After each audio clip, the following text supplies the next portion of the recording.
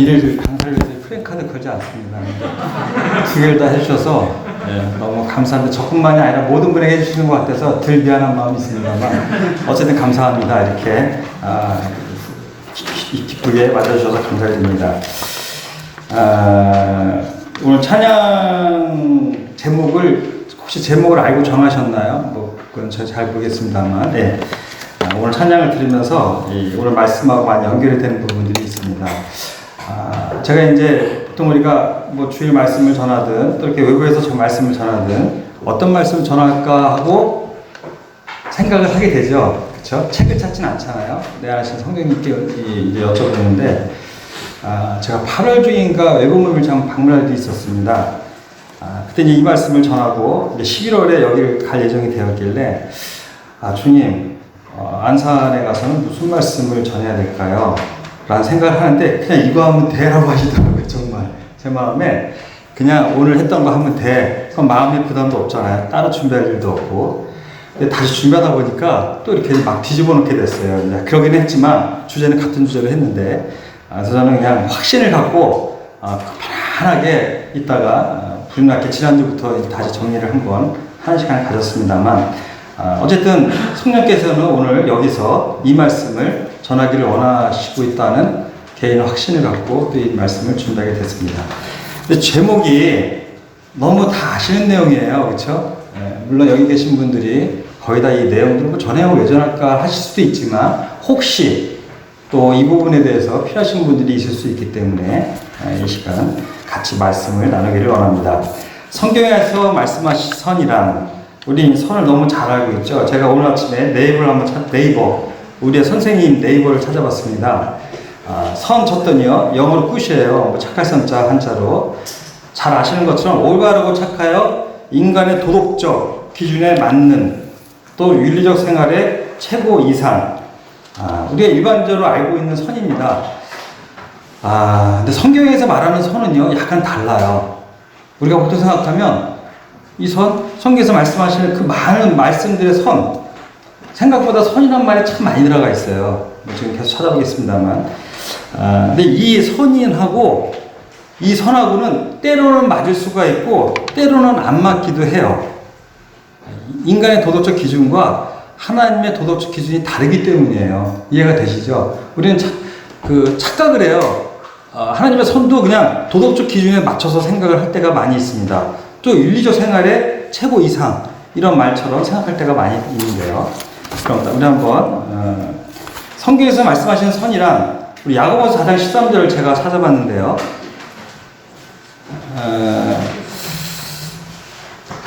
같이 제가 한번 천천히 보겠습니다.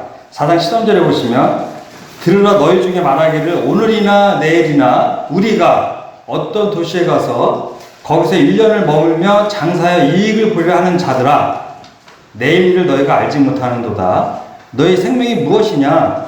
너는 잠깐 보이다가 없어지는 안개니라. 너희가 도리어 말하기를 주의 뜻이면 우리가 살기도 하고 이것이나 저것을 하리라 할 것이거늘 이제도 너희가 허탄한 자랑을 하니 그러한 자랑은 타악한 것이라. 그러므로 사람이 선을 행할 줄 알고도 행하지 아니하면 죄니라.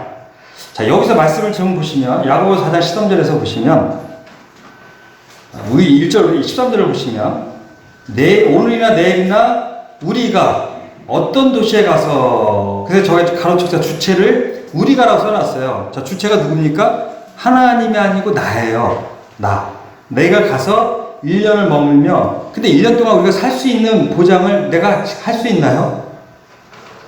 내가 1년을 안산에 제가 안산을 저도 조그맣게 개인 사업을 하고 있는데 안산에 저희 거처가 많아요.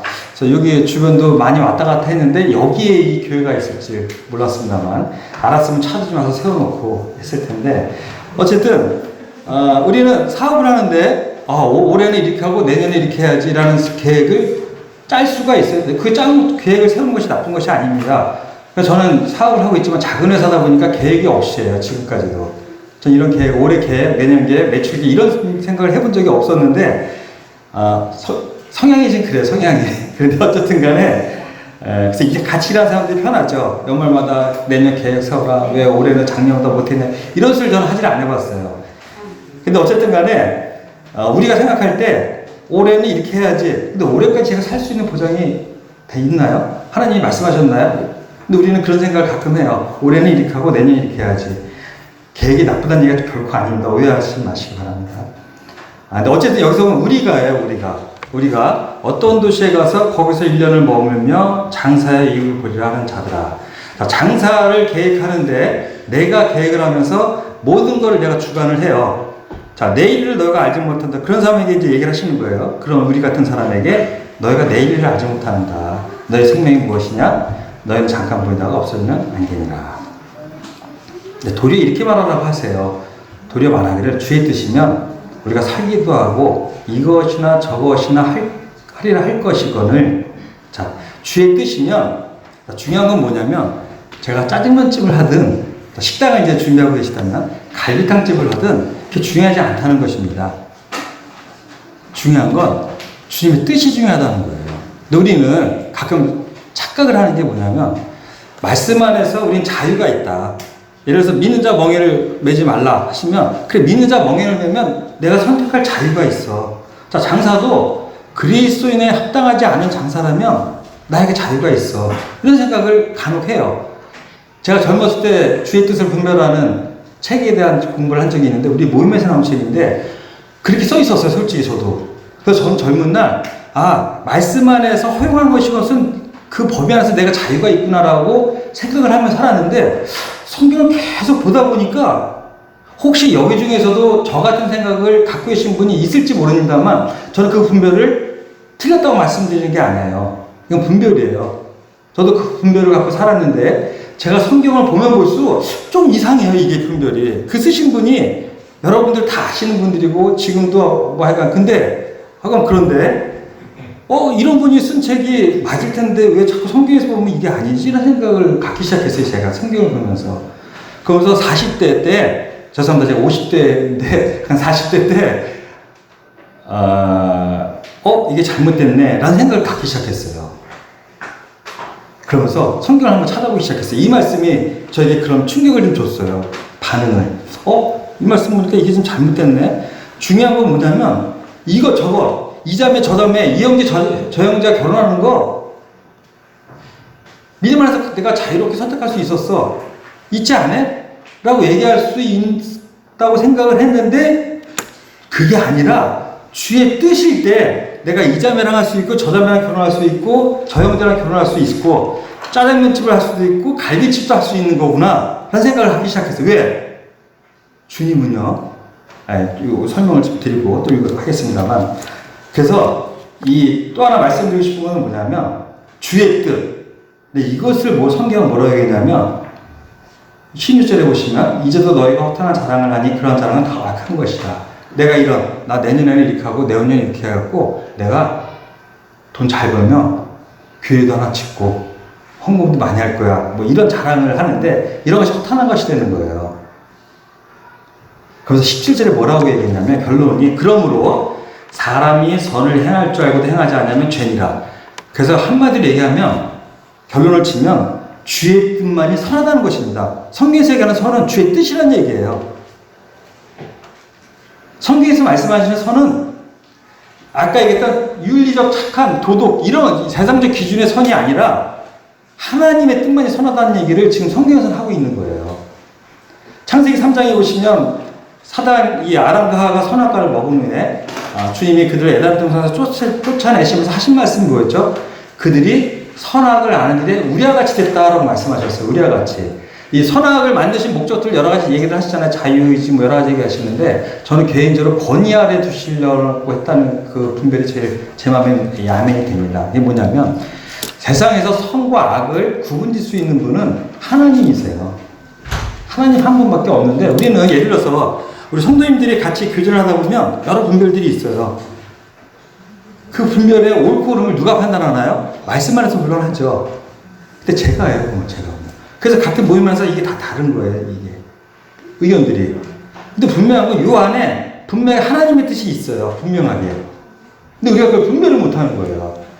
그래서 싸우는 거고, 분열하고, 이런 일이 생기는 것이죠. 자, 여기서 지금 말씀드리고 싶은 것은 뭐냐면, 선의 기준은 하나님만이 있다. 이렇게 이 선악과를 먹으면서 어떤 현상이 왔냐면 이 땅에 지금 60억 정도 되더라고요. 60억의 왕들이 살고 있다는 얘기예요. 60억이 각자 자기 선의 기준이 있어요. 선악의 기준. 저희들이 이제 아이들이 크니까 여기 이제 사진을 띄웠었는데 이상하게 가족 사진 좋은 게 없더라고요. 그래서 저 사진을 올렸는데 이제 아이들이 뭐 28, 27 이렇게 26이 되니까 같이 또 손님을 만나도 그렇고 무슨 얘기를 하다 보면 아빠 왜 그렇게 얘기하세요? 이렇게 얘기를 해요. 그래서 왜? 아빠 그럼 우리도 민망하고 뭐 사람들 어떻게 생각할 수도 다르게 이렇게 오해할 수도 있잖아요. 근데 제가 그 얘기를 했을 때는 뭐죠? 저는 그게 괜찮다고 생각을 한 거예요. 그렇죠? 근데 아이들이 올 때 그게 거슬리는 거예요. 또 누가 만나요? 제가 만나요? 아이들이 만나요? 기준이 없어요. 왜 거기서 분열이 오나요? 왜 아빠 자기 의견을 얘기하는데 이건 선의 기준이 아니에요. 내 기준이지. 이런 식으로 이 땅에는 60억의 왕들이 있는 거예요. 자기 기준에 안 맞으면 기분이 나쁜 거예요. 말씀 시간도 마찬가지잖아요.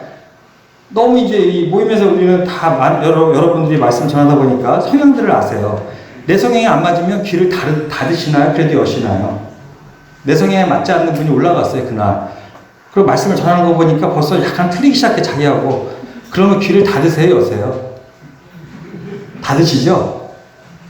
거기서 성숙이 나와요. 성숙하지 않냐, 성숙하냐. 그래도 여는 분들은 성숙하신 거예요. 왜? 그분의 말씀 중에 좋은 것을 얻으려고 여세요, 그래도. 근데 성숙하지 않은 분들은 닫으세요. 저는 여기 계신 성도님들 성향을 모르기 때문에 자신있게 말씀을 드리는 거예요. 제가 판단을 지금 하고 있는 것입니다. 그러니까. 그래서 그동안 닫으신 분들은 성숙하지 않으신 거예요. 그 기준이 뭐기 때문에 그래요? 나 때문에 나 한 거예요, 다. 기준이. 우리 주님을 믿고 나서도 주님 하는데 여전히 주님은 저는 항상 말씀할 때 이런 얘기를 쓰는데 보디가드 세요, 내 보디가드. 필요할 때만 주님 잠깐 오셔서 지금 운행하고 있는데 칸부이 좀 해주세요.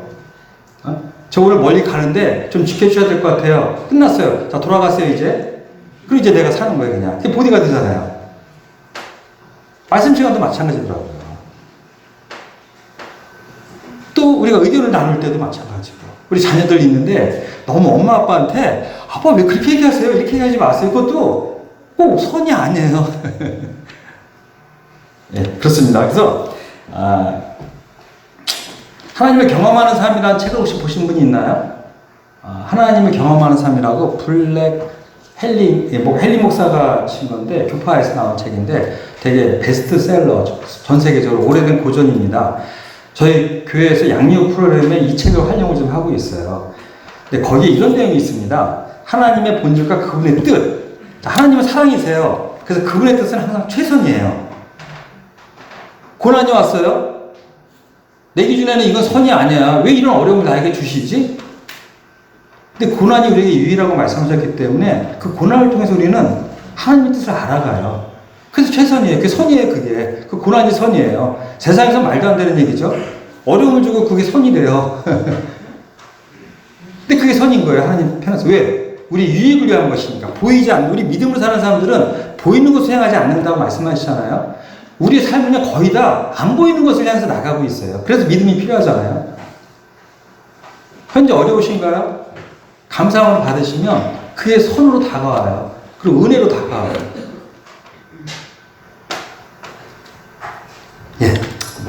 시간이 정해져 있기 때문에 이게 외부에 가면 좋은 게 하고 싶은 얘기가 너무 많아요. 반복되지도 않고 처음이니까. 그래서 절제가 필요합니다.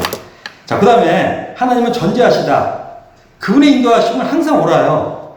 그래서 우리가 기도해야 되는 거예요. 짜장면집이 맞을지 이 지역에는 갈비탕이 맞을지 저는 몰라요. 하나님은 아세요. 근데 그쵸?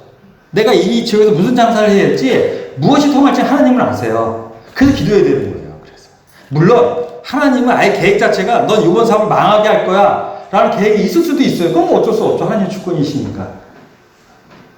그쵸? 그렇지만 그것은 선이에요. 왜? 그것이 나에게 유익이 되기 때문에. 우리는 이 땅에 사는 삶이 한정적이에요. 정말 감사한 게 뭔지 아십니까? 이 땅에 60년을, 70년, 강건하면 80을 사는데, 뭐 요즘은 100세 시대라고 하지만, 이 100세 시대로 우리는 뭐를 결정하죠? 영혼을 결정해요. 영혼. 영혼을 어떻게 살 것인가? 정말 왕같이 살 것인가? 부끄럽게 살 것인가? 얼마나 은혜로우셔요. 그렇죠? 지금 당장에 힘은 들지만 보이지 않는 영원한 것을 우리가 바라보면 현재의 고난은 아무것도 아닌 것을 우리가 보게 됩니다. 이 고난이 나를 유익하게 하고 천국에서 나의 삶을, 천년왕국에서도 나의 삶을 풍족하게 해줄 것이니까 얼마나 귀해요. 그렇죠? 가치가 있는 거예요. 그래서 선인 거예요. 그게 이 땅에서 뭔가 어려운 거 아닌 것 같은데 영원에서는 그것이 나에게 유익이 되기 때문에. 근데 이 땅에서도 그게 유익이 돼요. 더 하나님 알아가니까. 이 책 제목이 제가 뭐라 그랬죠? 하나님 경험하는 삶이에요. 이 책을 공부하신 분들의 특징이 뭔지 아십니까? 이 책을 공부한 분들의 특징은 기도할 때마다 이런 기도를 주로 하세요. 주님, 하나님을 경험하게 해주십시오. 책을 공부해 보니까 이 땅에서 모든 일들 가운데 우리는 모든 것이 협력해서 선을 이루느니라. 거기서 선이 나오잖아요. 모든 것이 협력해서 하나님의 뜻을 이루는 거 아니까 이제 어떤 일이든 중요하지 않다는 거예요. 이 일을 통해서 나는 하나님을 알기를 원합니다. 이런 간증을 하게 되더라고요. 기도가 바뀌어요. 저도 바뀌었어요. 그 책을 보고. 근데 그 공부한 분들이 같이 기도할 때 보면 꼭 그 얘기를 하는 거예요. 처음에 몇 년 동안은 계속 그 얘기만 해요. 자, 전지하시다. 그럼 하나님은 뭐죠? 전능하시다요. 자, 그래서 나에게 준 일이 지금 내가 보기에는 어렵더라도 그건 하나님의 뜻이에요. 사랑이시기 때문에 자식에게 좋은 걸 주기 원하시잖아요. 그렇죠? 그래서 그건 좋은 거예요. 전지하시다. 나는 전지하지 않기 때문에 내 길을 위해서 맡기는 거예요. 이 형제랑 결혼하면, 이 자매랑 결혼하면 행복할 줄은 하나님은 아시는데 저는 몰라요. 내 눈은 스펙만 보고 얼굴만 봐요. 그렇죠? 근데 그건 행복을 좌우하지 않아요. 근데 청년 하나가, 젊은 청년이 택시를 타고 가는데 택시기사가 전화를 막 싸우더래, 누구하고. 근데 알고 보니까 와이프였어요. 근데 이 택시기사가 전화를 딱 끊고 우리 교회 청년에게 그러더래요. 청년 몇 살이야? 총각이야? 너는 결혼할 때 절대 얼굴 보고 결혼하지 마. 얼굴 보고 하는 건 6개월이 안 가. 내가 얼굴 보고 있는데 평생 싸우고 있어, 지금 이러더래요. 그래서 저가 그 청년은 얼굴을 안 보고 결혼할 줄 알았어요. 근데 얼굴 보더라고요. 제가 아주 신령한 자매를 소개했는데 거절을 해요. 이유를 보니까 자기 성향이 안 맞는 거예요. 그 자매랑 결혼했으면 더 행복했을 것 같은데, 제가 볼 때는. 그것도 이제 제 근시안적인 것이죠. 어쨌든 간에 이 하나님의 뜻은 사랑이세요. 사랑. 그분이 나를 향하신 뜻은 사랑이 있어요. 그 안에. 또 뭐가 있죠? 전지하심이 있어요. 전지하심. 또 뭐가 있어요? 전능하심이 있어요. 어떤 길을 가든 감당할 수 있는 힘을 주시는 분이라는 얘기예요. 그거. 놀랍죠? 이런 하나님을 믿으십니까? 근데 안 믿어요, 우리가. 그래서 내 멋대로 살고 싶은 거예요. 내가 자꾸 결혼 얘기를 하게 되죠. 총각들이 많으신가요? 주님이 자꾸 결혼 얘기를 하게 하시는데, 내 뜻대로 정하고 싶어요. 얼굴 보고. 스펙도 요즘에, 예전에는 남자들은 얼굴만 봤는데 요즘엔 남자들이 약아져갖고 스펙도 본대요. 왜?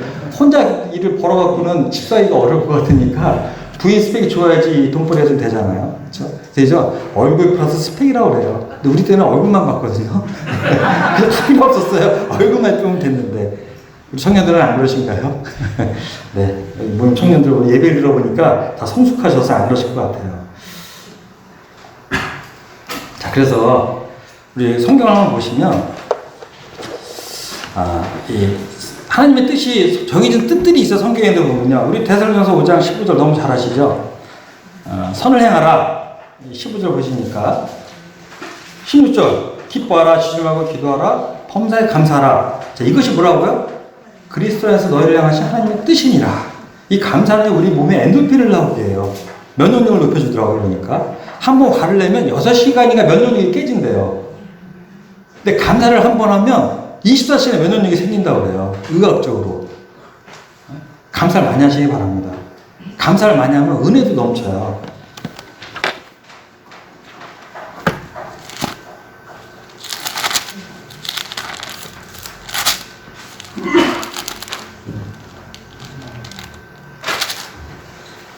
넘어가겠습니다. 시간이. 자, 그래서 어쨌든 이것은 우리를 향하신 하나님의 뜻이에요. 이렇게 정해진 뜻이 있으세요. 분명하게. 자, 그 다음 요한복음 6장에 보면 내 아버지의 뜻은 그 아들 예수 그리스도를 믿고 영생을 얻는 것이 이 인류를 향하신 하나님의 뜻이세요. 그럼 우리 삶 속의 뜻은 이런 거예요. 그 다음에 여러 가지가 있겠죠? 잊지 않다 먹이를 매지 말라. 또 교회 교리들이 있고요. 하나님의 그 예배가 있고 심례가 있고 이런 뜻들이 정해진 뜻들이 있어요. 이건 그냥 말씀대로 하시면 돼요. 근데 그 외에 너무나 많은 것들이 우린 필요로 해요. 어떤 일을 해야 할지, 어떤 교회에서 섬겨야 할지, 어떤 사역을 해야 할지 성경에 없어요. 그런 것들은요. 그렇죠? 근데 그거를 자유학자들은 내가 결정하면 된다고 얘기를 해요.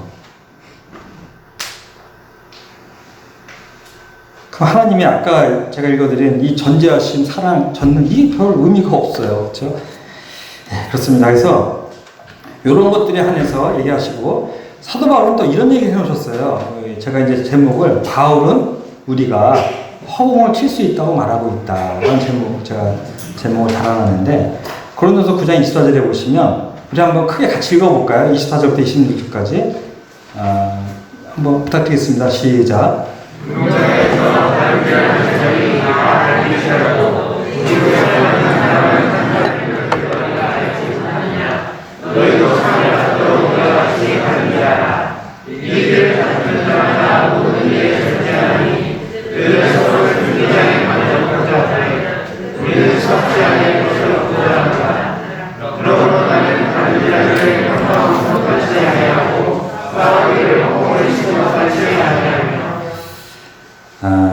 이 경기장에서 경기하는 모습, 이 당시에 올림픽이 있었다고 그래요. 그리스 올림픽이. 근데 이제 그 경기장의 모습을 얘기를 하고 있는데 막 달려도 상을 받는 사람은 한 명이다라고 실제로 그렇잖아요.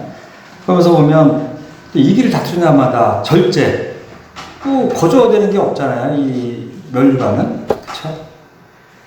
근데 이 썩지 않을 것도 우리가 얻겨서 모든 일 절제를 하는데 우리는 오죽하겠습니까? 영적인 것, 썩지 않은 멸류관에서 달려가는 우리는 열심히 달려가고 있습니다. 현재 모든 성도님들이 열심히 달려가고 계세요. 근데 문제가 뭐냐면 허공을 치는 일이 생긴다는 거예요. 허공을 치는 것. 이것이 우리에게 큰 문제인 것입니다.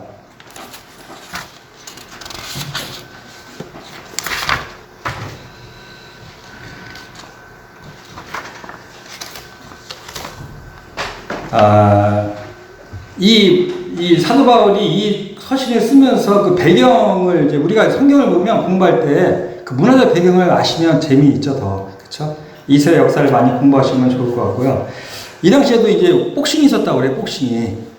고대 복싱 그 벽화 그려진 거 보셨습니까? 지금처럼 글러브가 좋지 않아요. 1,500개 갖고 와 했는데, 이 복싱을 지금 묘사하는 모습인데, 복싱할 때 그 복싱을 그 스포츠 프로그램을 들어보시면 사회자가 뭐라 하냐면 적중률이 30%다 20%다는 표현을 써요. 이게 뭐냐면 주먹을 무수히 날리는데 실제 맞는 거는 30% 40%도 안 돼요. 잘. 워낙 잘 피하니까. 근데 우리의 신앙사람이 그렇다는 얘기예요. 지금 사도 바울이 이걸 묘사하고 있는 거예요. 이걸 생각하면서 이 글을 쓴 거예요. 너가 주먹을 많이 날리는데 적중타가 별로 없다는 거예요. 별로 없을 수 있다는 거예요. 허공을 칠 수 있다는 거예요, 많이. 길을 쓰고 주님의 일이라고 했는데, 헛손질 할 수 있다라는 것입니다. 그래서 제가 밑에 말씀을 달아놨죠. 위의 말씀은 나는 헌신의 삶을 살았다고 생각할 수 있지만, 하나님의 뜻을 벗어난 삶은 불타는 공적이며, 허공을 치는 것과 같다라는 의미로 볼 수 있다.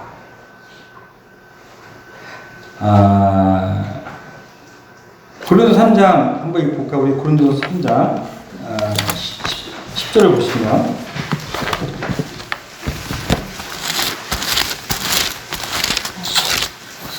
3장 10절부터 15절 잘 아시는 말씀입니다.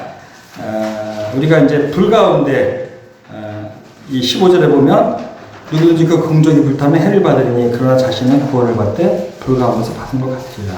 이 말씀을 보면 10절에 보면 내가 지혜로운 건축자의 같이 터를 닦아두매 다른 이가 그에 세우나 그러나 각각 어떻게 그의 세울까를 조심할지니 이 닦아둔 것의 등이 다른 터를 닦아둘 자가 없으니 터는 곧 예수 그리스도라.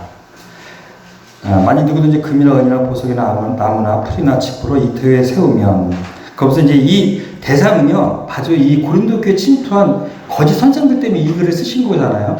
거짓 사도들이 들어와서 사도 바울이 세운 고린도 교회, 정말 자기의 모든 것을 바치고 목숨을 바쳐 세운 고린도 교회에 들어와서 자기를 지금 비난하고 있고 자기가 고린도 교회를 이간시키고 있었거든요. 그래서 그들이 세운, 내가 세운 이곳에 그들이 와서 딴짓을 하고 있는데 그들의 공적은 불타는 공적이 될 것이다라고 얘기를 하고 있는 거예요, 결과적으로. 그들이 하는 행태를 볼 때. 그래서 뭔가 열심히 했는데 내가 한 일은 천국 가서 불을 태우니까 다 날아가고 마치 불난 집에 몸만 겨우 빠져나온 것처럼. 우리 그러잖아. 다행이에요. 생명 건졌으니까. 그 꼴이 된다는 얘기예요. 천국 가서. 그러고 싶으세요?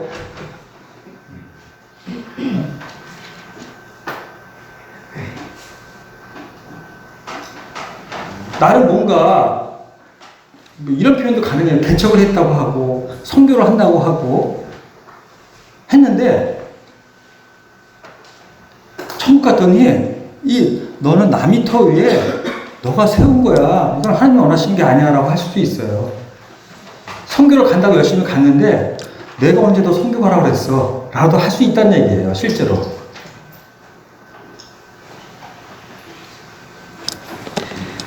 물론 근데 뭐 성도님들이 이런 부분은 다 익히 알고 계시다고 생각하기 때문에 제가 이렇게 편하게 말씀드립니다만, 제가 젊었을 때 주님 성경 보니까 교회에서는 장로님들이 보내지 않는데 가는 분들이 있더라고요. 보니까 선교도 가신다고 뭐 고집도 부리고 개척도 하겠다라고 하시는 분들이 우리 모임도 있었지만 다른 모임에도 있고 해서 교회가 어렵더라고요. 보니까. 그래서 이건 잘못된 것 같아요. 아무리 봐도 교회 질서를 세우시고 교회 권위를 세우시는 분이 하나님이신데 혹시 제가 이제 학생회를 그때 섬길 때였는데 청년을 이제 제가 청년을 섬기면서 저는 그렇게 가르쳤어요. 그래서 야, 교회가 원하지 않으면 가지 마. 그리고 그분이 그렇게 얘기를 해요. 내가 하나님을 위해서 복음을 위해서 살겠다고 하는데 왜 나를 막으세요? 근데 교회가 원하지 않으면 그것도 반역이야. 잘못하는 거야. 제가 그렇게 얘기를 했어요. 왜 너무 그것들이 제 마음에 충격이 됐어요. 교회가 자꾸 어려우니까 그런 것 때문에. 혹시 교회가 분명히 잘못해서 못 가게 하더라도 그건 너에게 책망하지 않으실 것 같아. 내가 보니까 성경을 보니까. 그 하나님이 리더들을 책망하실 거야. 너는 절대 책망하지 않으실 거야. 그리고 너에게 정말 뜻이 있으면 분명히 보내셔, 너를. 그분은 결코 자기 뜻을 이루시는 분이기 때문에. 그렇죠? 제가 그렇게 많이 얘기했었어요. 중요한 건 너를 향하신 하나님의 뜻이지. 그리고 절대 내가 하나님을 위해서란 말 쓰지 마. 제가 왜 그런지 아십니까? 하나님 한 번도 나를 위해서 살라고 하지 않으셨어요. 너무 많아요. 나를 위해서 살 사람들. 너 안 해도 돼. 그렇게 교회의 뜻까지 어겨가면서 성도들이 힘들어하면서까지 그렇게 안 해도 돼. 하나님 말씀하시더라고요. 정말 하나님 위해서 살고 싶으신가요? 그것은 하나님의 뜻을 행하는 것이더라고요. 보니까. 내 뜻대로 하는 게 아니라 내가 뭔가 하고 싶은 대로 하는 거예요. 그런 것들은. 그래서 제가 무수히 말했어요. 우리 청년들이나 학생들한테. 그건 절대 하나님의 뜻이 아니야. 우리가 어떤 것까지 봤냐면 제가 젊었을 때 이렇게 보니까 이거 가서 교회가 세워지니까 이분이 와서 바로 하나님의 뜻이 아니었냐라고 얘기하는 분들이 있더라고요. 그래서 인정을 하게 돼요. 뭐죠?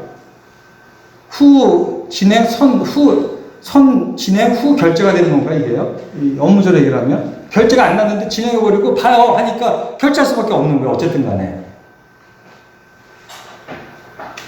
저는 개인적 믿음으로 그건 절대 아니라고 생각을 해요. 뭐 이제 좀 그런 얘기도 좀 있습니다만 좀 이따 다시 여기서 넘어가고. 뭐 제가 자주 오고 아니니까 혹시 제 마음에 동의가 안 되시는 분들은 부담을 안 갖겠습니다. 그냥 뭐 편안하게 하고 싶은 얘기. 우리 모임에서 뭐 무수히 한 얘기이기 때문에 편안하게 그냥 모임에서 하는 것처럼 주님 주신 대로 전하고 가겠습니다. 그래서 허물 치는 삶, 이것은 하나님의 선이 아니다. 자, 그 다음에 로마서 12장 우리가 잘 아시는 말씀이죠. 형제들아, 내가 하나님의 모든 자비하심을 너희를 권하노니 너희 몸에 하나님 기뻐하시는 거룩한 산재물, 이 드려지는 몸 기쁘시게 하는 삶, 그쵸? 그거잖아요. 우리 만찬 예배를 드렸는데 저는 어렸을 때 하도 성도님이 만찬 예배를 강조하셔서 만찬 예배만 예배인 줄 알았어요. 만찬 예배만. 근데 진정한 예배는 내 삶을 드려주는 예배예요. 일주일 동안 내가 어떻게 사냐더라 이 주일 예배가 달라져요. 그쵸? 맞죠? 네. 그래서 이 주일 삶이 중요하죠. 내 시간, 내 정령, 내 재물 이런 것들을 통해서 예배를 드리는 것이죠. 자, 너희는 이 세대를 본받지 말고 성별된 삶이죠. 너희는 이 세대를 본받지 말고 성별된 삶, 오직 마음을 새롭게 함으로 변화를 받아. 변화된 마음이죠. 말씀 안에서 성별되어져서 이 마음이 변하는 거예요. 자기 고집대로 하지 않냐고, 세상적, 이성적 기준으로 하지 않냐고. 제가 지금 예화를 들었던 말씀들이 다 그거잖아요. 그런 이성적 기준으로 하지 않냐고. 변화된 마음, 정말 하나님이 기뻐하시는 그런 삶을 살겠다는 마음 받아 하나님의 선하시고, 선이 나오잖아요. 기뻐하시고 온전한 뜻이 무엇인지 분별하라 그랬어요. 자유롭게 하지 말라고 성경은 계속 이렇게 얘기하세요. 하나님의 뜻을 분별하라. 이거 너무 잘하시잖아요. 이 말씀을 아시면서도 우린 자유의지 속에 내가 결정할 권리가 있다고 얘기를 하시는 분들이 여전히 있더라고요. 우리 매 순간 분별하셔야 돼요. 왜? 하나님은 전자하시기 때문이에요. 그분만이 선하시기 때문이에요. 그분만이 정확히 아세요. 나에게 유익이 무엇인지. 그래서 우리는 계속 기도해야 되는 거예요.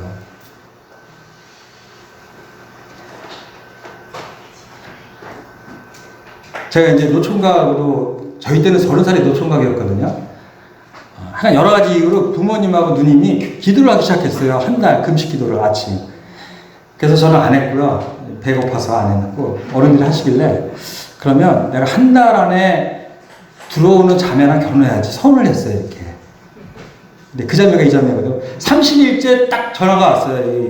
아까 소개했던 김진건 형님한테. 자기 조카인데, 중명만 해라. 그래서, 저는 이제 그걸 서운했기 때문에, 하나님의 뜻을 알고, 이제 받아들이고 만나서 바로 결혼하자 그랬더니 당황해갖고 이제 관심이 1도 없었거든요. 저한테 만나는데 너무 싫더래요. 그래서 이제 기도하고 자기도 분별을 했기 때문에 만나는데 정말 일주일 동안 싸웠어요. 일주일에 1년 동안. 1년 만에 결혼을 했는데 마음이 안 맞으니까 싸우는 거예요. 감정이 안 생기니까. 저를 보면 감정이 안 생기니까 매번 만나면 싸우더라고요. 집에 가면 너무 녹초가 돼 힘들고. 그랬는데 저희 교회 청년들도 다 이렇게 결혼한 청년들이 좀 있어요. 한 청년도 어떤 형제의 프로포즈를 받고 제가 중간에서 중매하고 좋은 형제랑 만나기로 했던 자매였는데 그 약속을 취소하고 우선 아무튼 이거 하나님이 막으시는 것 같다.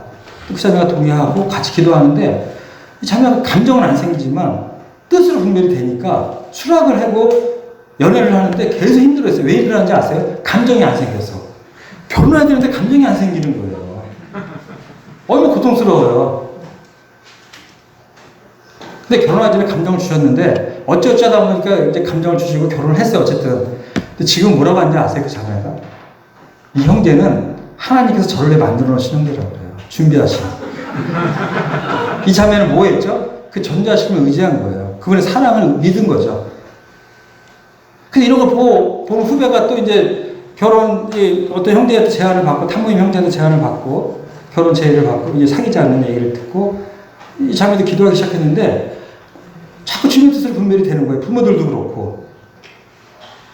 그래서 수락을 했어요. 근데 이제 선배나 또 저도 이제 청년의 선생님이기도 하고, 근데 얘기를 들어보니까 주님은 감정이 필요하면 주시는 것 같고, 보니까 마지노선이 한 달 안에 주시더래요. 한 달 전에는. 네? 결혼하는 게 한 달 전에 그래도 주시는 것 같으니까 그 마지노선을 자기 정했어요. 근데 정하고 매번 싸우는 거예요. 이 두 사람은요. 뭐가 안 맞아갖고. 맨날 울고 불면증이 왔어요. 이 자매는. 너무 힘이 들어가고. 근데 한 달 정도, 2달이나 남겨놓고 박주님이 오셔서 말씀을 전하실 때 뚱단지같이 말씀의 상황도 안 맞는 어떤 말씀을 얘기하셨냐면 요즘 젊은이들은 왜 믿음으로 결혼 안 하는지 모르겠다고 하시더라고요. 왜 감정으로 하려고 하는지 모르겠다. 믿음으로 결혼했으면 좋겠다는 일을 하시니까 이 자매가 포기하려고 하다가 너무 힘드니까 나한테 하셨구나 하고 또 유지를 했어요. 지켰어요. 근데 이 자매는 일주일만, 결혼하기 전 일주일 남겨놓고 마음을 열기로 했어요. 나 형제를 받아야겠다. 결혼한 지 이제 한 몇 달 됐는데 너무 행복하대요.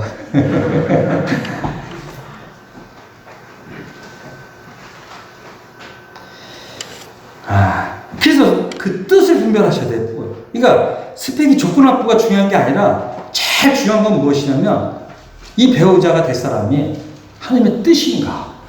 그 선하신 아버지 하나님 돌을 주시겠어요? 생선을 주시죠.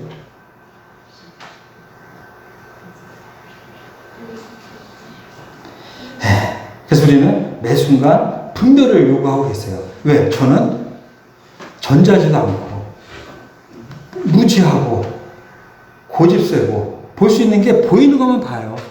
좋아하네요. 그렇죠? 생각 아니죠? 이건 볼 수 있어요. 얘가 앞으로 어떻게 될지 몰라요. 그렇죠? 오래되면 없어지겠죠? 언제 없어질지 저는 몰라요. 왜? 전자지 않기 때문에. 그 선하지도 않았기 때문에 사랑도 없어요. 제가 참 사랑이 없는 사람인데 하나님은 사랑이 많으시잖아요. 또 능력이 있으시고. 네. 그래서 갈라디아서도 보면 선을 행하되 포기하지 않으면 때가림에 거두리라. 하나님의 뜻을 행하는 건 힘들기 때문에 포기하지 않으면 때가림에 거두리래요. 하나님의 뜻을 행하는 건 쉬운 일이 아닙니다. 자꾸 쉽다고 얘기하는 분들이 많이 있는데 믿는 것도 어렵긴 해요. 어떻게 보면 너무 힘들게 믿는 분들이 계시잖아요. 그렇죠? 신앙생도 어느 궤도까지 너무 힘들어요. 헌금도 하는 거 힘들고 교회 오는 것도 힘들고 근데 어느 궤도가 딱 올라서면 헌금도 즐거워지고 교회 오는 것도 즐거워요. 근데 매번 그렇지는 않죠. 그래서 선을 행하는 건 인내가 필요해요. 인내가요. 그렇죠? 그 다음에 베드로전서 또 얘기하시잖아요. 베드로전서 3장 17절에 선을 행함으로 고난받는 것이 하나님의 뜻일진데 선은 고난이 따라온다. 근데 이것이 하나님의 뜻이다라고 얘기를 하고 있어요. 그러므로 하나님의 뜻대로 고난을 받는 자들은 또한 선을 행하는 가운데 그 영혼을 미쁘시는 창조주께 의탁할지어다. 선과 뜻은 같이 갑니다. 항상. 그렇죠?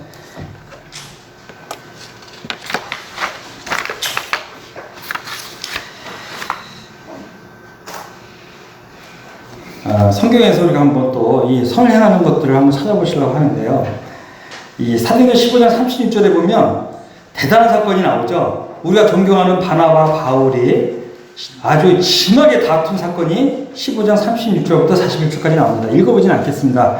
대부분의 성도님들이 이 사건을 너무 잘 알기 때문에 이거에 대해서 많은 분들이 또 분별을 하세요. 누가 옳았냐? 바나바가 옳으냐? 바울이 옳으냐? 그래서 저는 개인적 제 분별을 여기서 말씀을 드리려고 합니다. 어쨌든 간에 이 싸움의 발단은 누구죠? 마가예요, 마가. 2차 전도여행에 마가를 데리고 가느냐, 안 데리고 가느냐. 근데 마가가 왜 이슈가 됐나요? 우리 마가복음을 쓴 마가예요. 정말 대단한 분인데, 이 당시만 해도 어린애였던 것 같아요. 13장 14절에 보시면, 이 1차 전도여행 중에 버가에서 버시디아 안디옥이라고 하는 곳을 가려는데, 자, 버가에서 버시디아 안디옥을 가려고 하는데 이 사이길에 상당히 험준한 길이 있었다고 그래요. 그래서 많은 학자들이 여기서 마가가 돌아가 버려요. 그 버가에서 사도 바울과 바나바에게 가려고 하는 그 목적지까지 안 가고 돌아가 버려요. 포기하고 간 거예요. 근데 학자들이 많이 연구하는 가운데 분별한 것이 그거예요. 그 길이 너무 힘드니까 마가는 포기했다라고 봐요.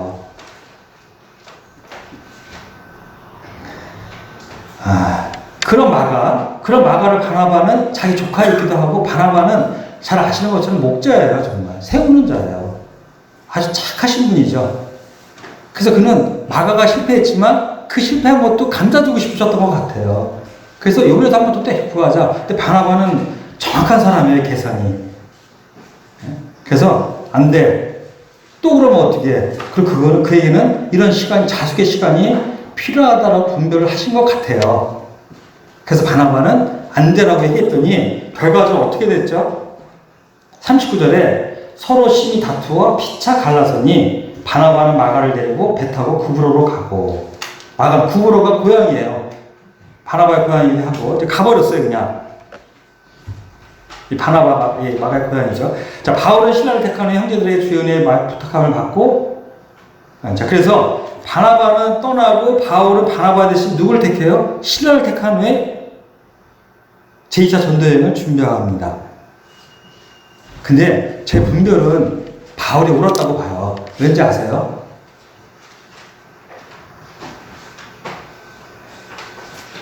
(40절에) 교회의 지지를 받고 교회의 축복을 받고 떠난 사람이 바나바였나요? 바울이었나요? 제2차 전도여행을.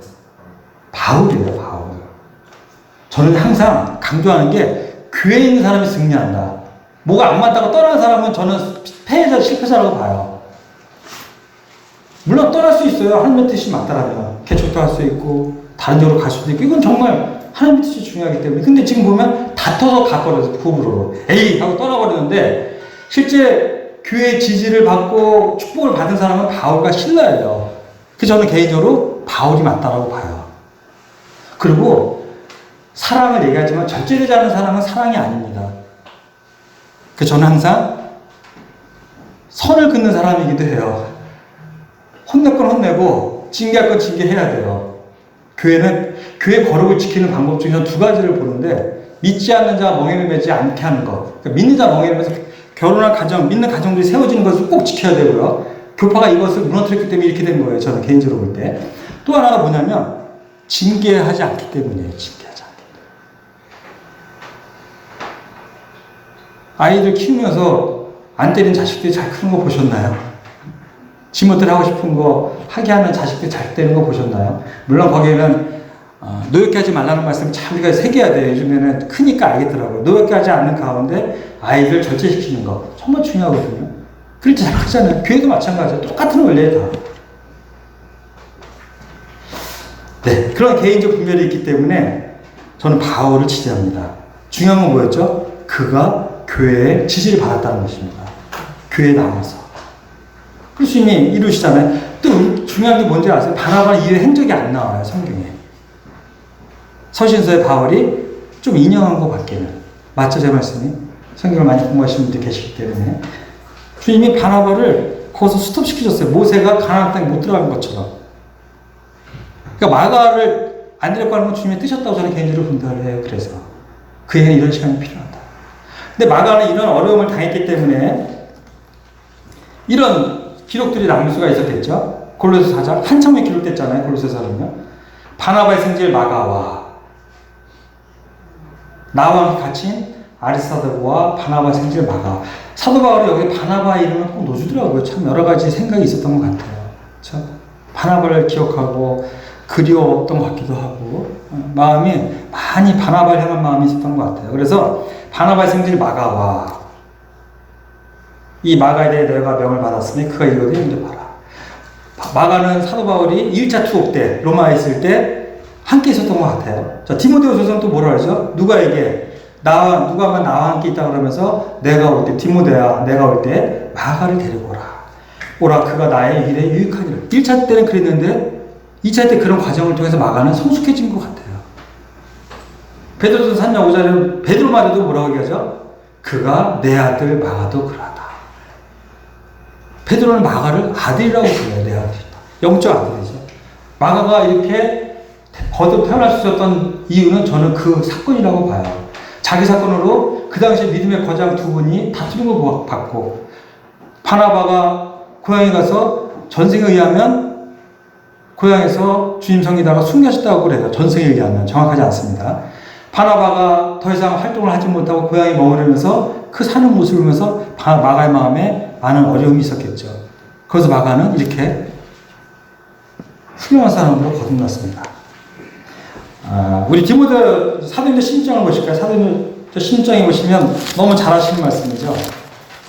제가 아까 얘기했던 그 예화들을 볼 수 있는 말씀이죠. 이 사도행전 16장을 보시면 6절에부터 보시면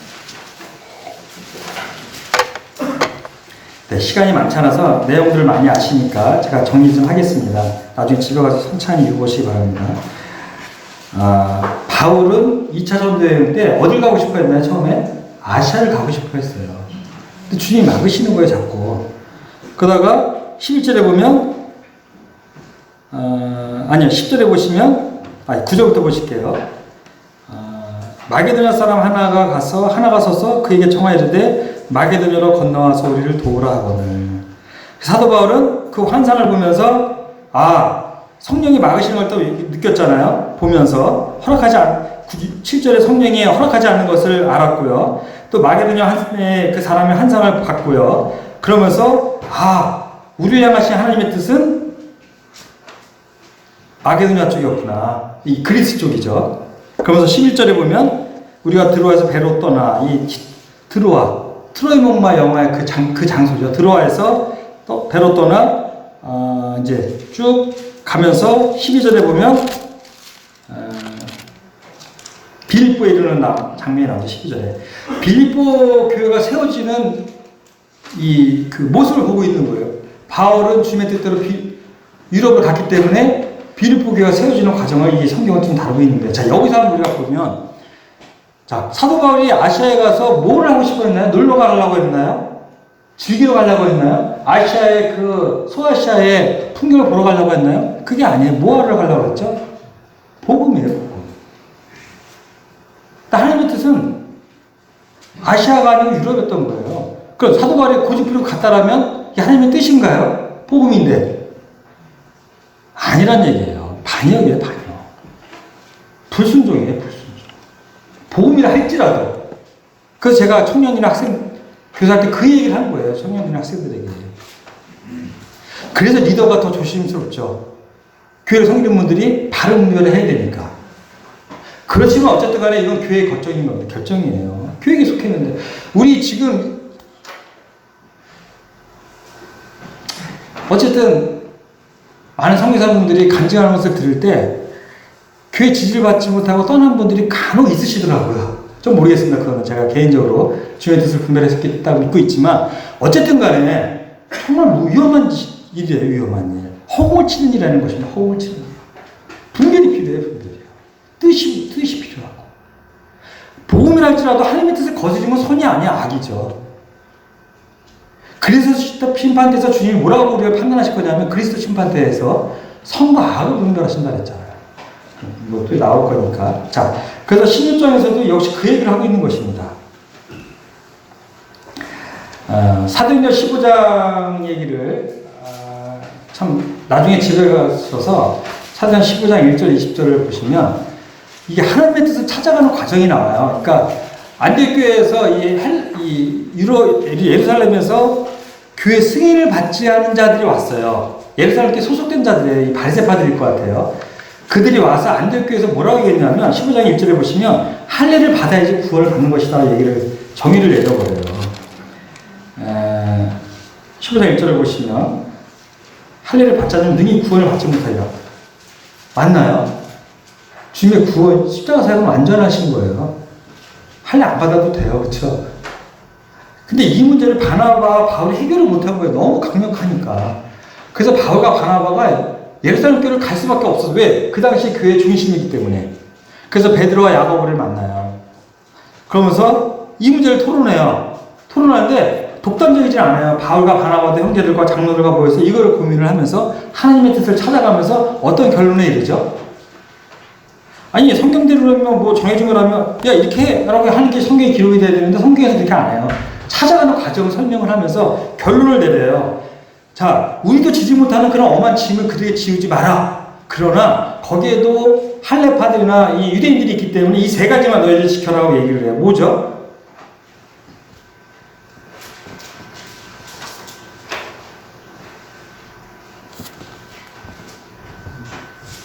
딴 데서 잡고 있습니다. 죄송합니다. 20절에 보시면, 자, 19절에 보면, 19절부터 보시면, 그러므로 내 의견에는, 자, 의견을 얘기해요. 찾아가는 거예요. 같이 하나님의 뜻을.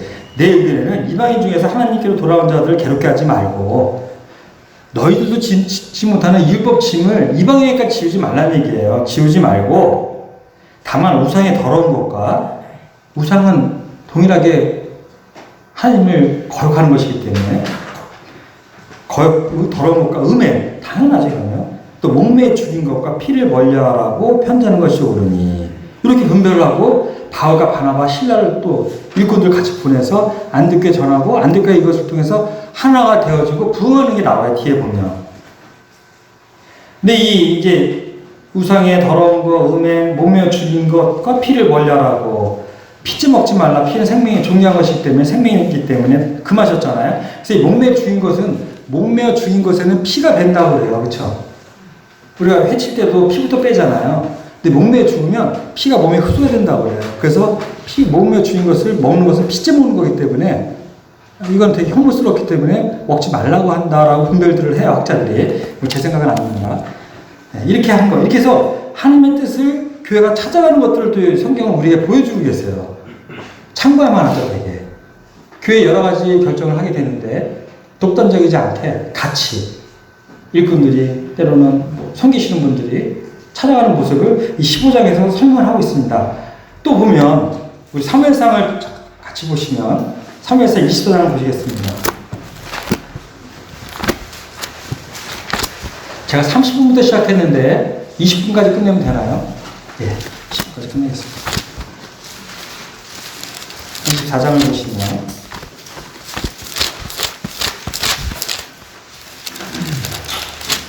엔길이 강해에서 사울이 다윗을 죽이려고 쫓아오는 장면이 나옵니다. 근데 이때 잘 아시는 것처럼 사울이 뒤를 보려고 어느 동굴에 들어갔는데 거기 누가 있었죠? 다윗이 숨어 있었어요. 근데 다윗이 있을 때 24장 4절에 보시면 다윗의 사람들이 뭐라고 얘기하냐면 우리 4절 한번 같이 읽어볼까요? 24장 4절 시작.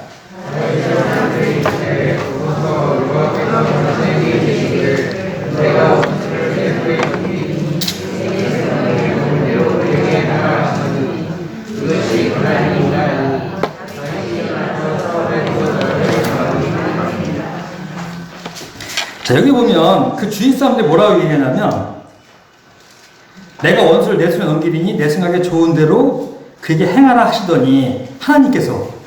근데 성경 어디도 이거는 기록이 안 돼 있어요. 주변 사람들이 판단한 거야. 아, 이건 하나님 주신 기회입니다.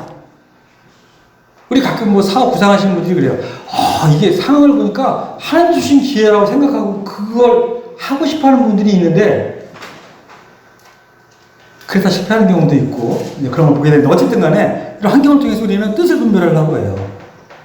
근데 사도 바울은 정확히 알고 있었어요. 6절에 자기 사람들에게 이르되 내가 손을 들어 여호와의 기름 부음 받은 내 주를 치는 것은 여호와 앞에서 금하시는 것이니. 우리 가끔 사람들은요, 저 요즘에요 맨날 보니까 말레이시아만 보여요. 뭐 말레이시아, 뭐 아프리카, 남아프리카가 됐든 어디가 됐든 이건 주님이 저기 가라고 하신 뜻 같아요. 물론 그럴 수도 있어요. 근데 아닐 수도 있다는 것입니다.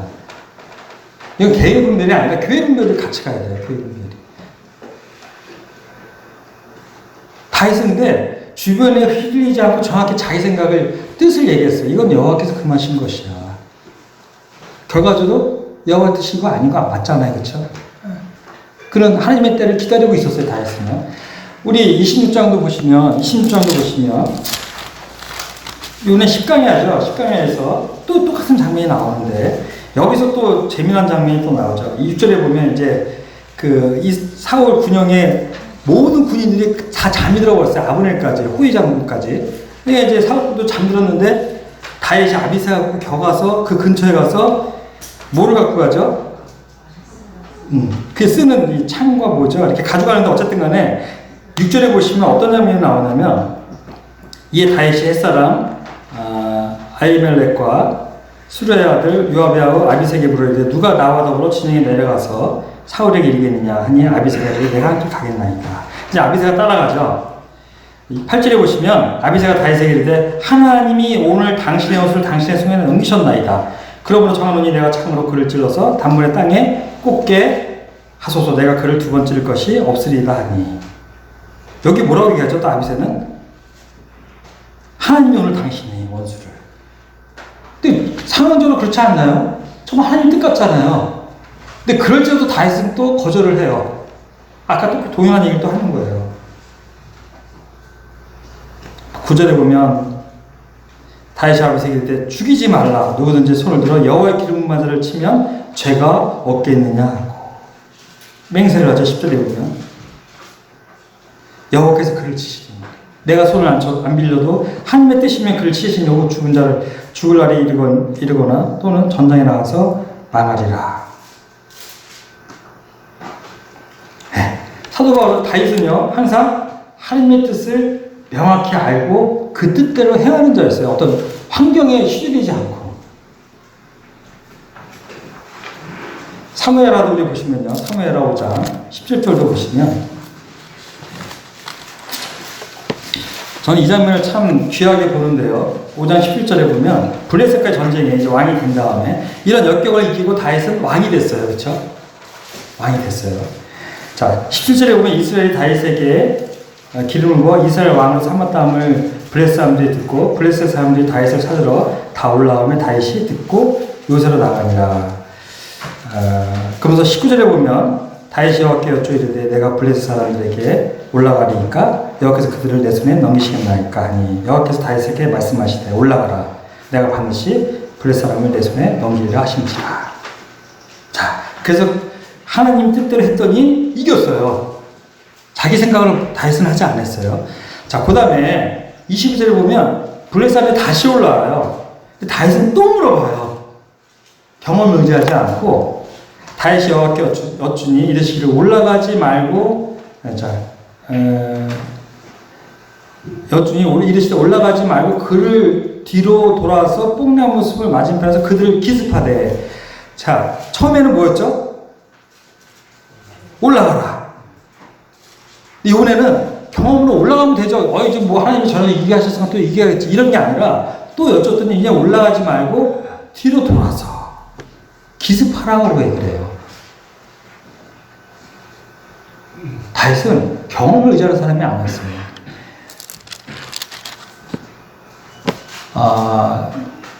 제가 이제 복음을 전했던 기억이 있는데 정말 좋았어요. 시간이 너무 주님 인도하시는 게 느껴져서 그 친구가 구원을 받았다고 그 친구 들고 저도 울고 막 울고 좋은 시간 가졌어요.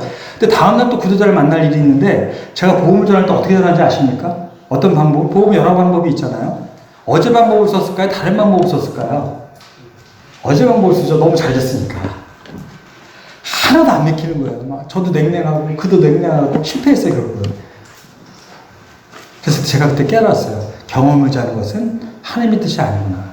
나의 무식함, 나의 어리석음이었구나. 매 순간 우리는 이스라엘 백성들을 구름 기둥과 불 기둥이 인도하신 것처럼 매 순간 성령의 뜻을 쫓아야겠구나 라는 것을 그때의 경험으로 알았습니다.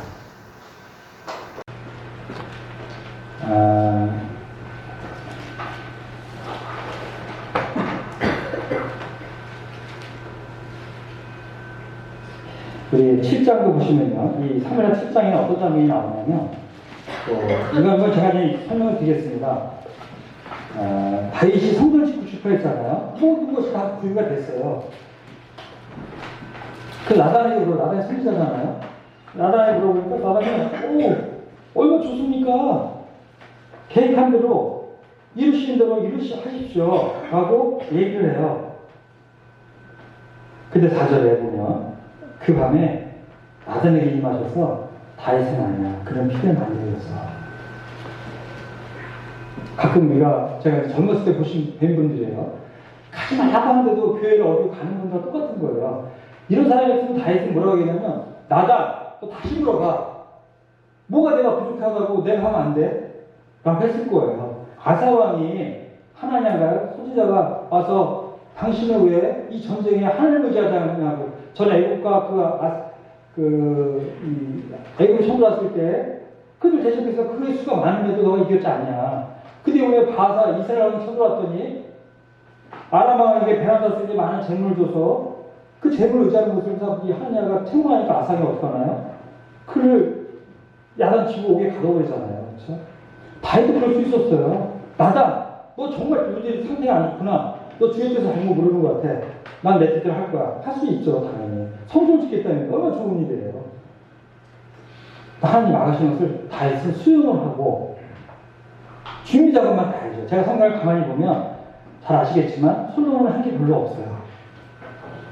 다윗이 모든 재물을 준비했고 설계도까지 솔로몬에게 주는 장면이 나와요. 하나님 나에게 설계도를 주셨다. 그 다음에 성전을 준비한 모든 기술자를 준비시키시고 제사장이 24반열이라는 장면이 나오잖아요. 레위인도 24반열로 조직을 개편해놓고 군사조직도 다 개편해놓고 솔로몬은 그냥 하기만 하면 되는 그런 여건을 다윗이 자기 아들에게 물려주죠. 하나님은 다윗에게 그 일을 하고 하셨어요.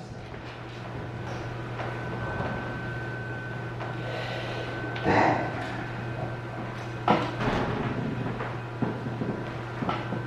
그래서 하나님 다윗을 그래서 칭찬하시고 계신 것 같아요. 내가 나 마음에 환자다. 우리가 생활 가운데 얼마든지 실수할 수 있는 그 실수들을 다윗은 바세바 외에는 안 해요. 그렇죠? 물론 압살롬의 실수도 하고 했지만 중요한 부분에서 그렇죠? 암논 이런 과정 속에서도 실수를 했지만 그래서 압살롬의 반란이 일어나고 하지만 어쨌든 결정적인 부분들을 다윗은 하나님께서 순종하는 면이 나옵니다. 그래서 결론을 보면 에베소 5장에서도 무슨 얘기를 하냐면 우리 한번 같이 읽어볼까요? 5장 15절 17절까지 17절까지 시작.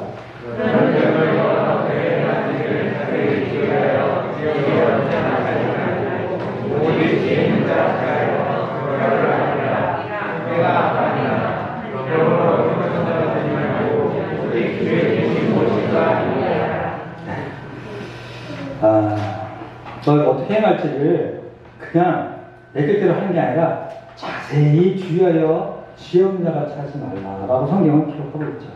오직 지혜 있는 자같이 하여 세월을 아끼라. 때 이제 이거는 우리가 잘 많이 들어보셨을 때 카이로스 하잖아요. 이 기회가 주어졌을 때 그 기회를 잘 잡아라. 왜? 세대가 너무 악하니라. 그러고 나서 어리석은 자가 되지 말고 오직 주의 뜻이 무엇인가 이해하라. 그렇죠? 그러면서 18절에 그 주의 뜻을 분별하는 방법은 술 취하지 말라. 그러니까 이 술의 소동을 받는 거잖아요. 세상 취하는 거죠, 이게. 세상에 취해서 살아가는 자는 절대 주의 뜻을 알 수 없습니다. 그러나 성령 충만을 받는 사람은 주의 뜻을 알죠. 성령 충만을 받아서 주의 뜻이 무엇인지. 그래서 초반에 읽었던 로마서 12장에 나오는 말씀처럼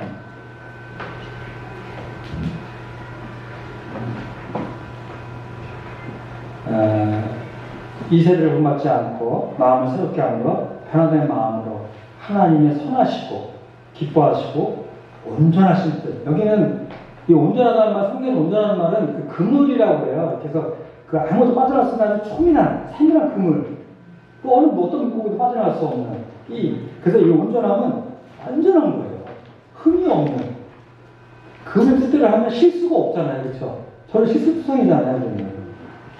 그래서 우리는 그물의 뜻을 따라가는 것입니다. 그럼 실수가 없어요. 혹 어려움이 와도 단대해요. 왜? 주의 뜻임을 알기 때문에. 그럼 이 고난도 나의 일을 위해서 주신 거지. 그런 담대함이 있으니까 가는 거예요. 근데 뭔가 찝찝하고 불순종을 하면 내가 무슨 요새 이런 어려움이 오나? 내가 확신 가운데 안에서 이런 어려움이 오나? 저는 이제 잊지 않는 자 멍에를 낸 몇몇 지체를 받고 만났습니다만 그분들이 교회를 뒤늦게 오는 어떤 자매는 아기를 얻고 왔어요. 뒤늦게 온 거죠. 이제 교회를 떠나갔다가 와서 이런 얘기를 해요. 왜 왔나 했더니 남편도 자꾸 어렵고 관계도 자꾸 틀어지고 애도 아프고 할 때마다 제 마음이 정죄를 받는 거야. 내가 주님을 떠나서 이렇게 됐나? 이런 두려움 속에 살아요. 의인은 담대한데 죄인은 항상 어려운 가운데 있기 때문에 불안해요. 어려움만 오면 내 탓인가?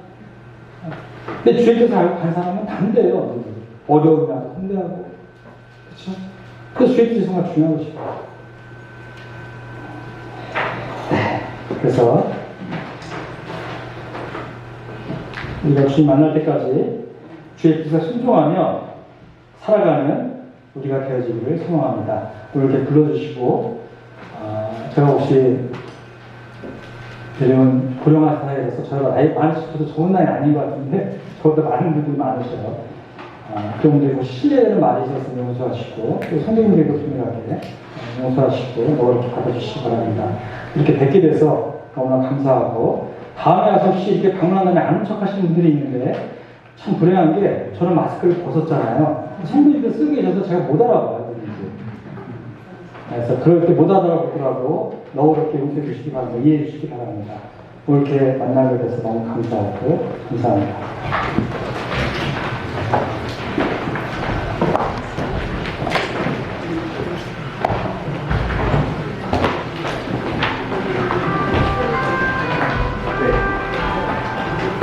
네, 선생님 말씀 참 감사드립니다. 우리가 겪는 많은 세상 가운데 어려움이나 고난 가운데서도 이렇게 주님의 뜻을 분별하면서 살아가는 것이 그것을 이제 기쁨으로 살아갈 수 있는 이 밤인 것 같은 그런 확신이 좀 드는 것 같습니다. 네, 예배 찬송가 578장 찬양 드리도록 하겠습니다.